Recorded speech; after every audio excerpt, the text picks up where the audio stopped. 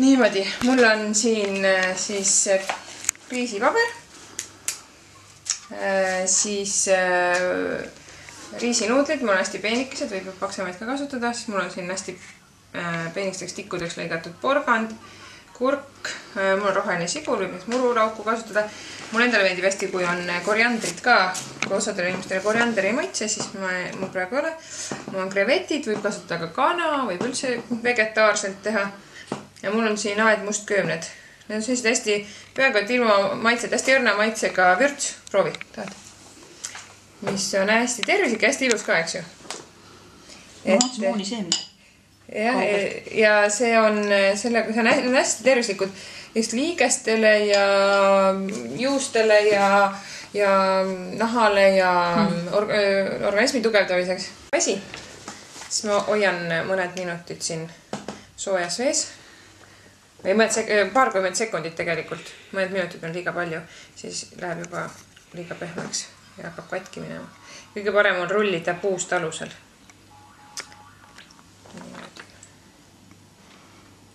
Kui ta veel niimoodi natuke paberi moodi on, siis võtan välja, sest ta tegelikult liguneb, ta on niiske ja liguneb siin edasi. Ja siis hakkan siia meelepäraseid täidiseid panema. Panen siia enda poole natukene. Niimoodi. Natuke rohelist sibulat. Riisinuudleid. Nii. Ja mina teen neid tooreid kevadrulle praegu.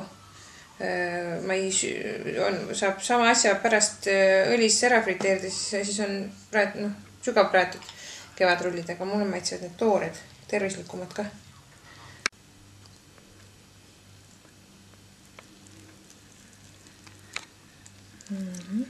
Aedmustköömned tulevad siia peale ka tekkida, aga siis keerad pooleni ära.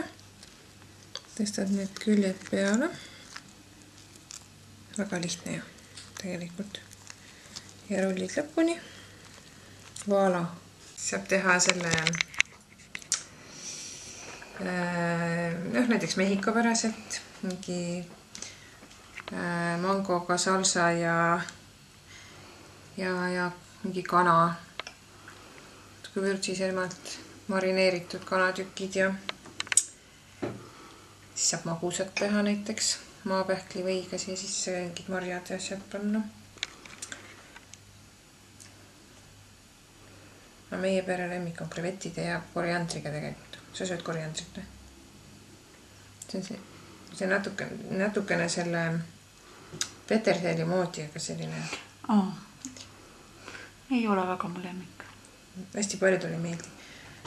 Mina esimene kord, kui ma kasvatasin enda aias, siis see lõppes ka sellega, et sügis tuli ja see lendas komposti unnikusse. See oli ammu ja siis ma ei osanud sellega mitte midagi peale hakata.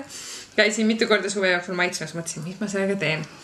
Ei tea, ikka imelik, aga seda tais hästi palju kasutatakse ja siis seal Mehhiko köögis ja siis on nagu nii hullult meeldima hakanud.